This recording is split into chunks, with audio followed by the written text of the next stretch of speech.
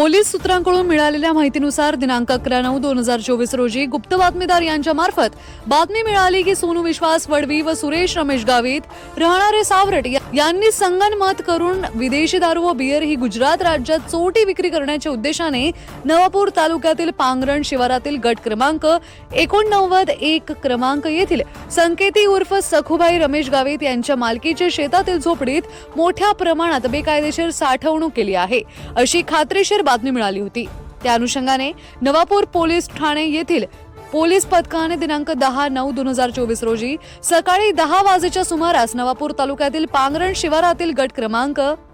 89-1 क्रमांक येथील संकेती उर्फ सखुबाई रमेश गावित यांच्या मालकीच्या शेतातील झोपडीत छापा टाकून कायदेशीर कार्यवाही केली।